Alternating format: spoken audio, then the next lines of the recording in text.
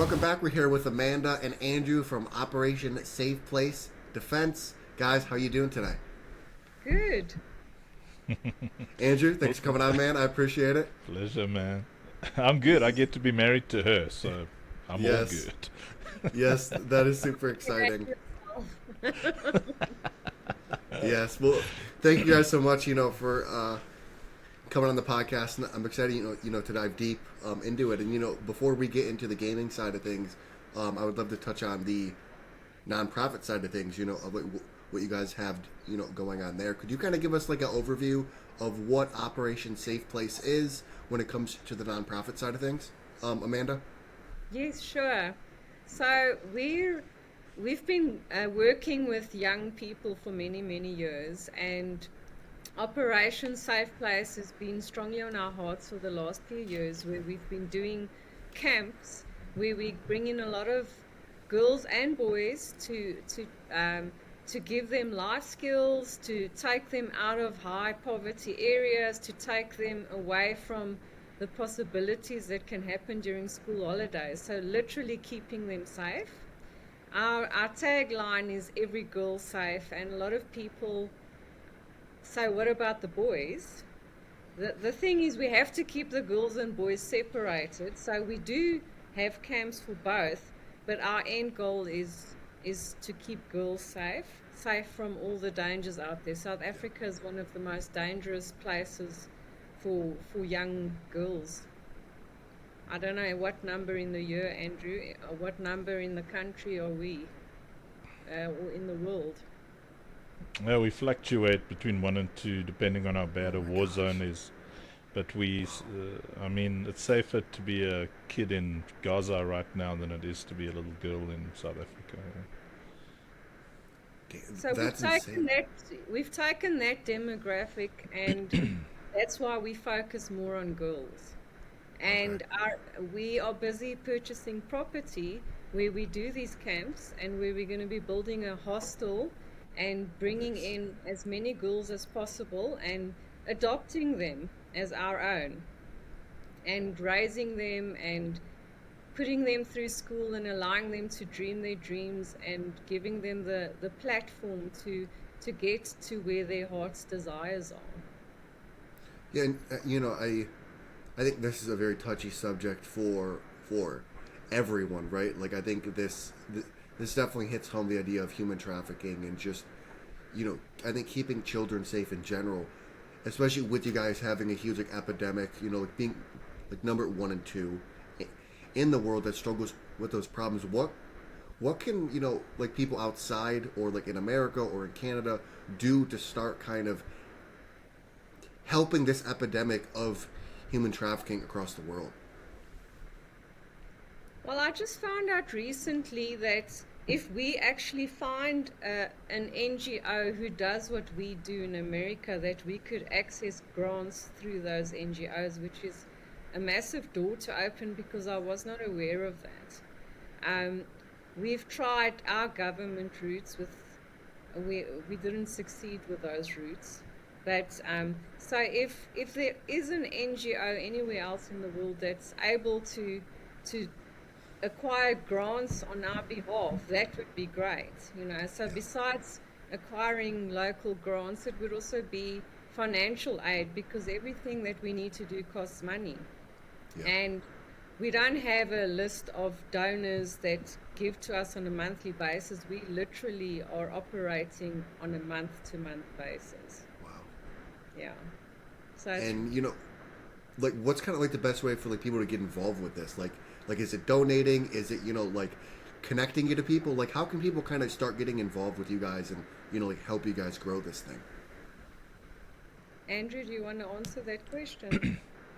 Yeah, I think there's many ways because often, we get as NGOs we get misrepresented by many other dodgy activities out there.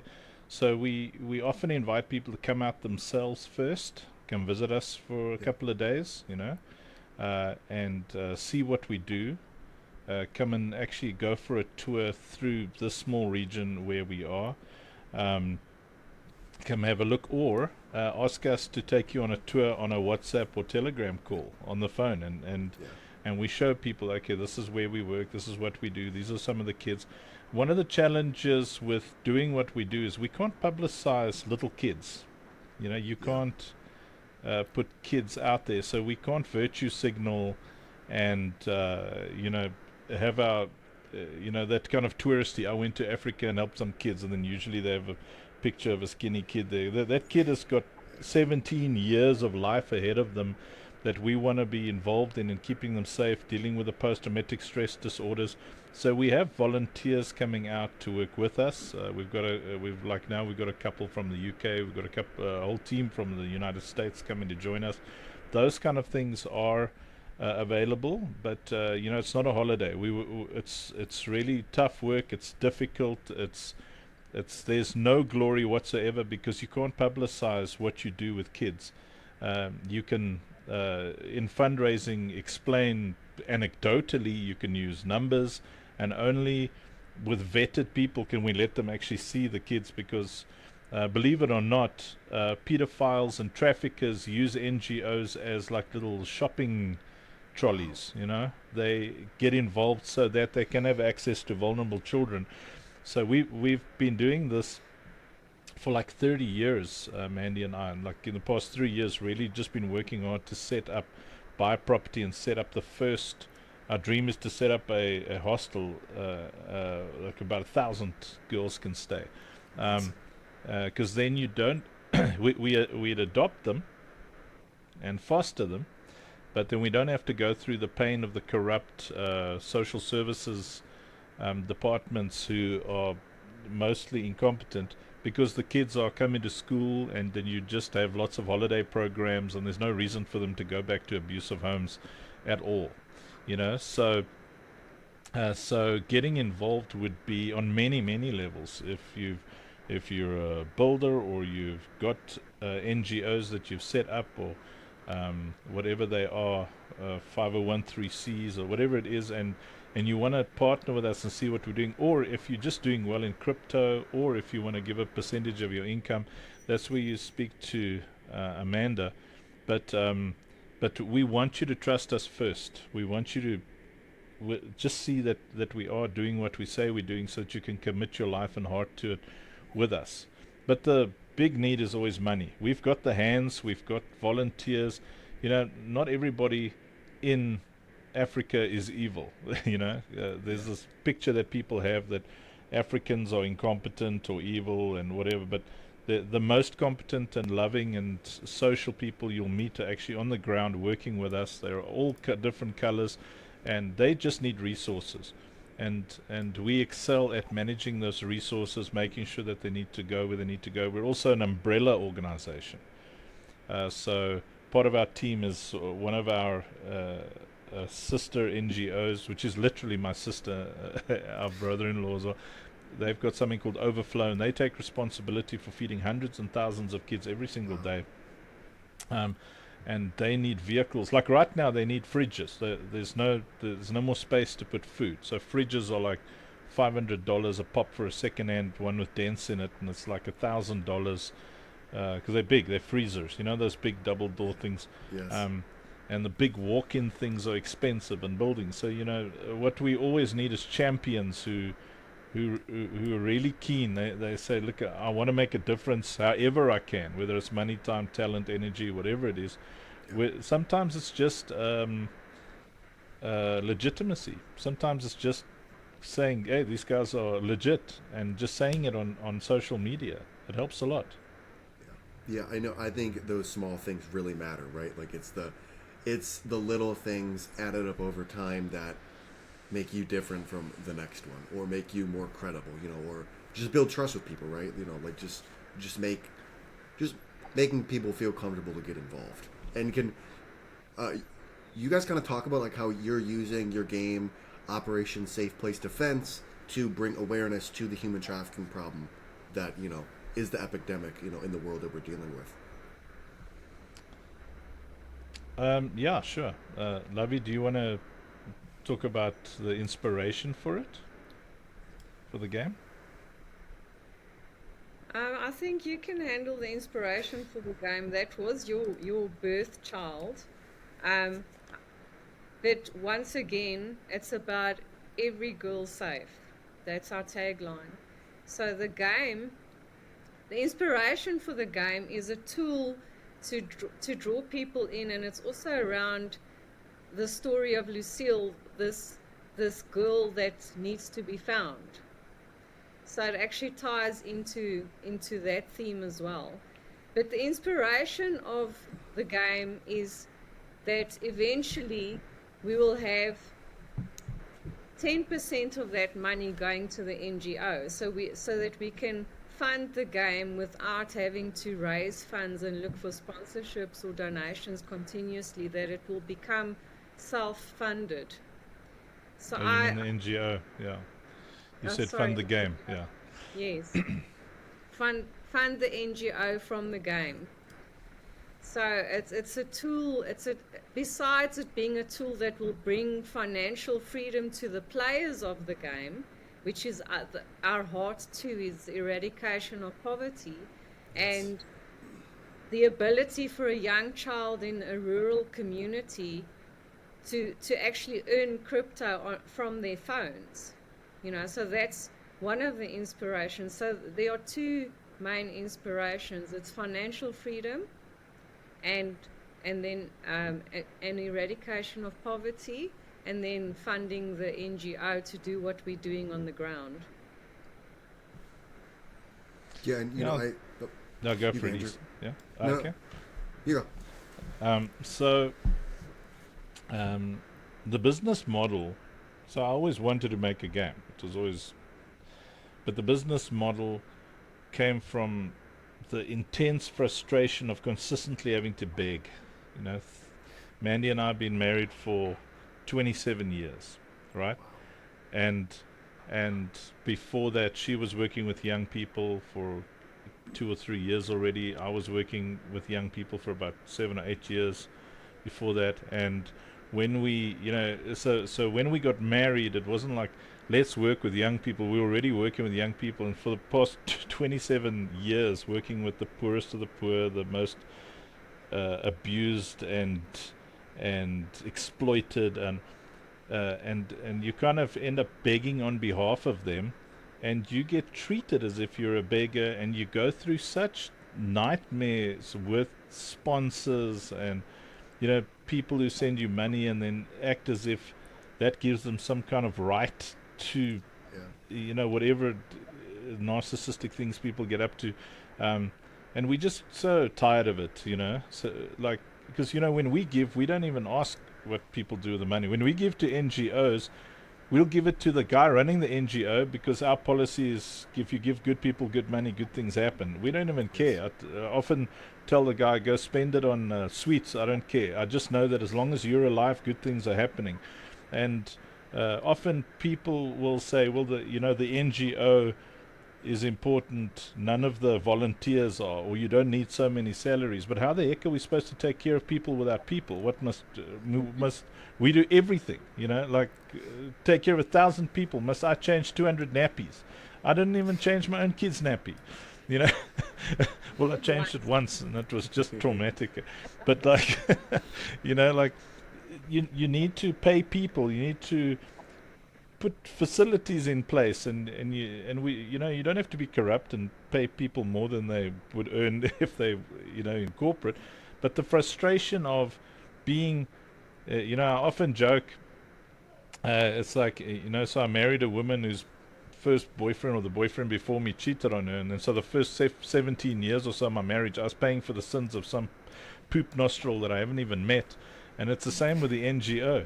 I'm we are consistently paying for the sins of, we didn't steal money and do all these kind of things, but somehow people don't trust you and they accuse you the whole time. So I sat down and I just meditated on, if we make a game where we don't have to beg for money, we can just take care of these kids, have more money than we need, help other NGOs, because we know what they need. We've been doing it for so long.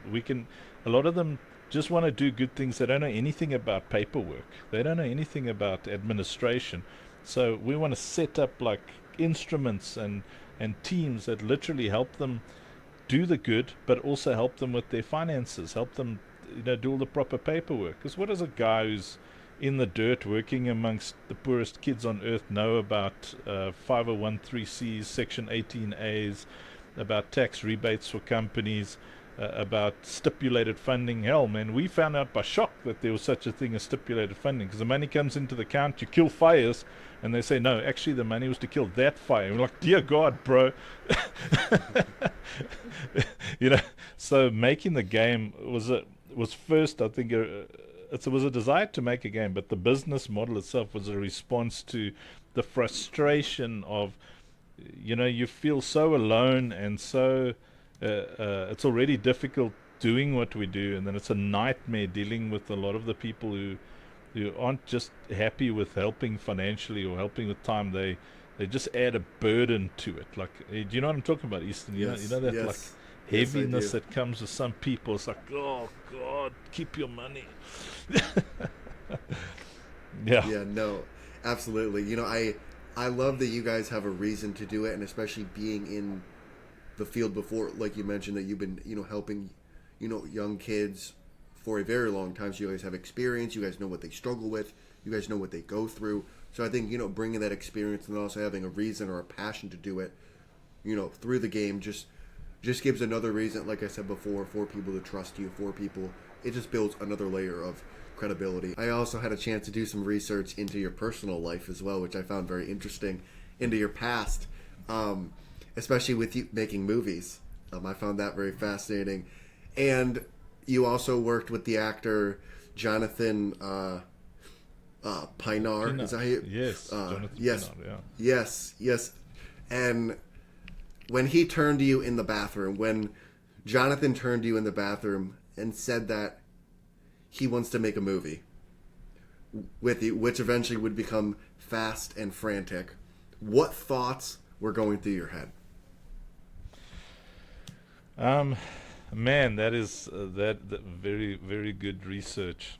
Um, I was in my early 30s, and and my thought was, I don't know how we're gonna do this, because uh, this is expensive. That was my thought, and we climbed in and planned all of it, uh, and in the middle of that project, that's when I think that was in 2007, around there, 2008, and in the middle of that shoot, that depression hit, that financial depression hit.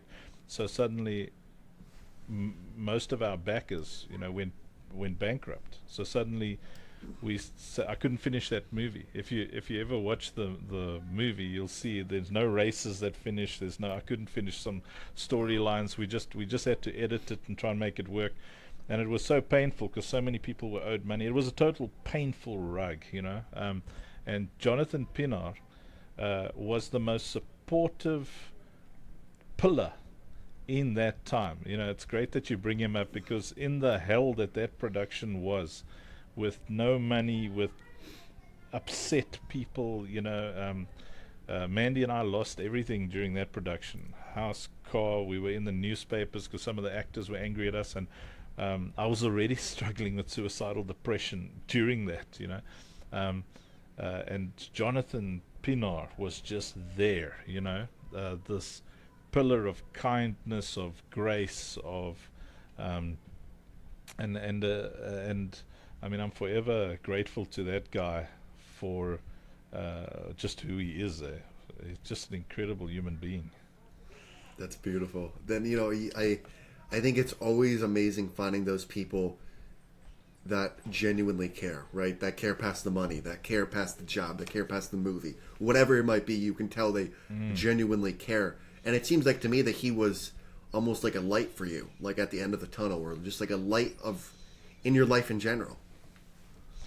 Yeah, so when I met him, I was a creative director at a marketing company. I've done probably hundreds of music videos and TV ads and radio ads and all kind of thing, and that's how I met Jonathan, Johnny we call him, um, and and I mean, he's so chill. I mean, exactly what he is in any production that we do or did. I've kind of steered away from filmmaking. I want to do all my films in Unreal Engine now because I just never want to go through that again. Um, but anything we did, he's so chill. Yeah, he's. I mean, you know, when you say someone's a blessing, you know, it's just anecdotal, but in this case, the guy's a living, breathing blessing. You know. Yeah, that's beautiful. And can back to kind of the gaming side of things. Can you kind of talk about how blockchain and NFTs could improve the lives of gamers? Um, well, this is key.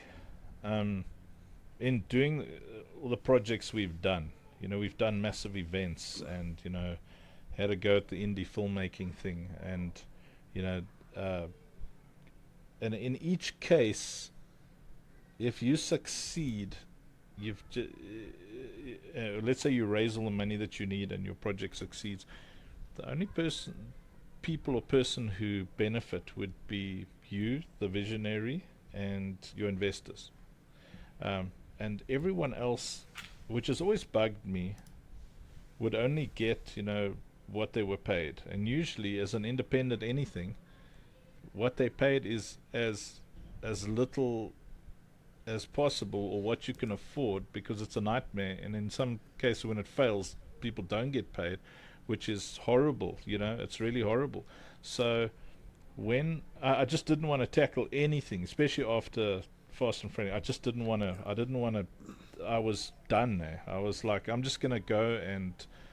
Because the reason I made the movie was the same reason we're making the game. Because we wanted to see if there was a way to make a lot of money to help us with our work amongst the poor, and then we just ended up poor ourselves.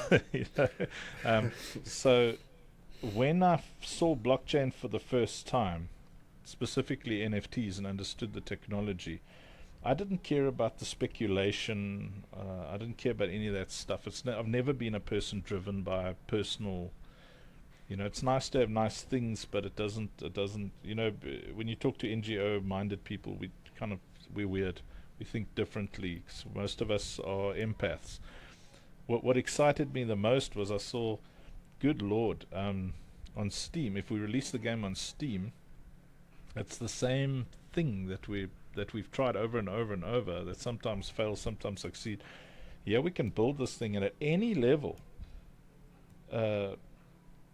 Whether I'm making money or not, whether I'm succeeding or failing, these NFTs make it possible for the community to kind of buy and sell to each other, and like we just minted out, and 2 or 3 weeks later we're still above our mint price. So everybody who bought packs is still able to make a profit, and I like that was always in my heart. And I look at it and I'm like, this is what I'm talking about. So we designed this entire NFT ecosystem so that if we succeed, everybody succeeds, and even if we don't succeed, just by supporting us, they succeed. And all I have to do is just work hard. No matter how hard I worked in the film and creative industry, it didn't matter. You know, I could bail me out, which we just chose not to, because we just tried going for that big bailout, which never came for everybody. But here, all I have to do is be on X every day, be on Discord every day, keep building the thing every day, be present, and then just by working hard, it maintains a better floor price for everybody who's involved. Now imagine that with millions of NFTs in that game. When my part to make sure that everybody's safe financially is I just have to show up and work. And that's what I love about Web3. It's just a matter of show up and work, and then your community will prosper. And I hope that makes sense. Yeah, It's yeah. really the beauty of Web3. It's just, dude, I cannot tell you how impotent and frustrated and broken you feel when you're trying to solve a problem, get people paid, and no matter what you do, you just fail harder and harder and harder because an entire system is rigged. It's like a little Yes. in filmmaking and events and marketing, it's like always these little cabals at the top, Yes. Whereas in Web3, you see a cabal and you're like, whatever, go cabal over there, we'll start our own thing. And then you and 3 or 4 friends start your own thing, and all you have to do is just show up and work, and then everybody benefits. As long as Yeah. you've got energy, they benefit. And, luckily, our whole team is just limitless energy, which is amazing. And you seem, and what I'm learning from you now is you're the type of human that doesn't give up. No. Bad things may happen, you might fail, you might lose everything, but you do not give up. Where do you think this innate nature of not wanting to give up comes from? Like, do you think you were born with it? Do you think it's something that you learned? Like, where do you think this desire just to not give up and keep pushing through the bad things comes from? These are such good questions. My entire family, like both sides of my family, have incredible issues with anxiety, depression, bipolar disorders. My mom took her own life. 5 of my uncle's cousins all took their own lives. So there's a lot of alcohol addiction, depression. And we grew up seeing that. We grew up seeing this horror. And when I was 16, we moved from the small town where we grew up called Grahamstown, and we moved to Johannesburg, to an area called Boksburg. And I think we were there for 2 days, and my mom, who was still alive at the time, I was 16, phoned a local church and got the youth pastor to swing by and said, listen, my son's got a sparky personality. I don't want him at house parties and stuff. I want him at church. And so this youth pastor fetched me and got me all Pentecostalized. And the mentorship that he gave me was that, which I later on paraphrased to say that we are all created on purpose by a God of purpose for a specific purpose. And as long as I feel that I have purpose, then I have drive. And this guy just like drilled it, over and over and over and over, that it is the purpose of man to be heaven. It's the purpose of man to be heaven. This is not heaven. This is called this present darkness. It's the purpose of man to be heaven. And that just stayed with me. And he almost exclusively worked amongst poor kids of poverty. And it had such an impact on me as a 16-year-old, 17-year-old, 18-year-old, that it just became who I was. And like, I cannot separate myself from that teenager, because I went from longing for death to living for others, and I realized that this is me. I am wired to live for others, and it's not because it's like, oh, look at me, I'm a good guy. I'm not a good guy. I'm a bitter, vengeful, I keep grudges, and I try not to. You'd say, well, you're big Christian talk and you're supposed to forgive. Bro, I'm angry, bitter, all of the things that come with failure. And I just crawl along, but I'm driven by this identity that even though I don't qualify, it's still my assignment to be heaven to others.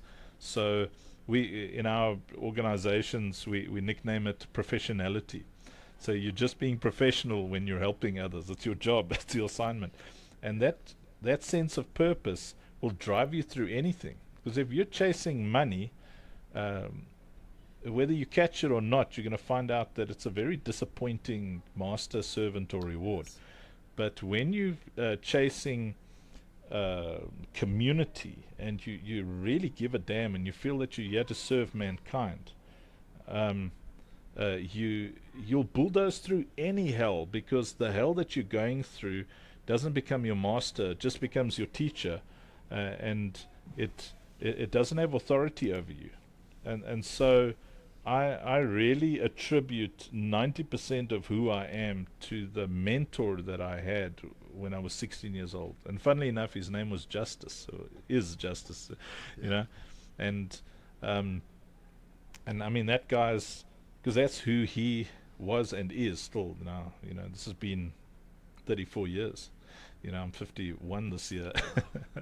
And I love it now that I'm over the depression and stuff. I feel like I'm getting younger every day. My body fights with me about it, but I'm happy camper, I tell you. Yeah, that's beautiful, and you can tell you're just super passionate about it. And I just love to hear it. And I have two more questions for you, Andrew. You talk about you being impacted by a pastor and him impacting your life. You also were a pastor and a preacher in the past as well. When you're working with these underprivileged kids as a pastor, what is that one lesson that you really try to get across to them?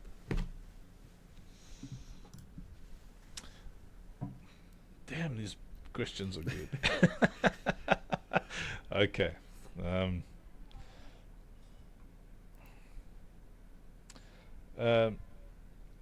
So I'd say the central philosophy, which it's become really in working with these young people, in all the NGOs, ministries. We started many. We've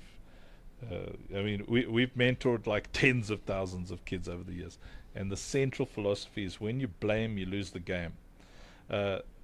Because the media and small minds will try and get you to position yourself as a victim.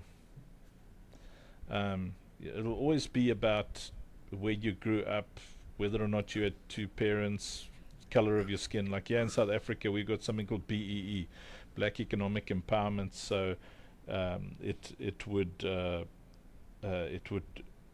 prioritize, like you have the DEI in the States, and I don't know if Canada's got similar things, but we it would like say, well, black people can get a job rather than the white person, and then the white person will position himself as a victim, and the black person positions himself as a victim because of the socio-economic and historical factors. But the whole time you're just kind of believing this lie that is put on you, that you had no power, that you have no power, and it turns you into a dependent. So this, when you blame, you lose the game philosophy, is we tell people, like, it's not good to be a dependent. Until you're 24 years old, that's fine. You're dependent on your parents, or you're dependent on the system, or whatever it is. But at a certain point, you've got to stop being a dependent and start becoming a parent to entire communities if you can.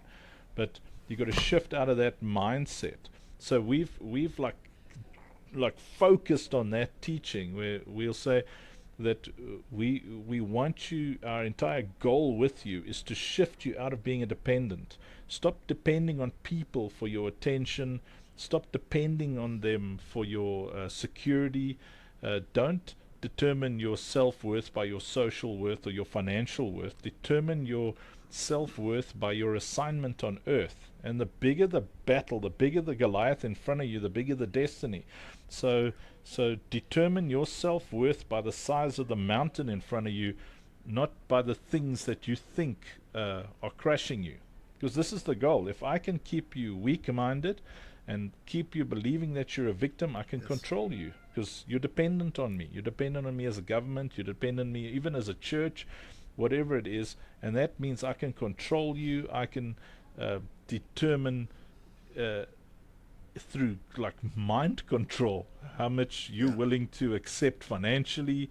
You're mine. So politicians and media want to keep you dependent on them so that they can use you, as in Web3 we would call it exit liquidity. Yes. They just treat you like the cash cow and the control cow. But when you self-realize, when you realize that you were made on purpose by God, of purpose for a specific purpose, when you realize that you have an assignment, that you're special, that everybody has a particular job, you're not just a number, you're a solution. When you realize those things, everything changes. Yeah. Telling you what, you were dropping gems. When you when you blame, you lose the game is an absolute gem.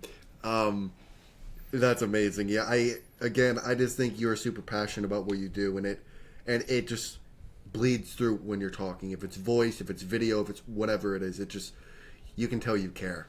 And I have one more question for you, Andrew. If you could have dinner with two people, one person from the past and one person from the present, who would it be and why?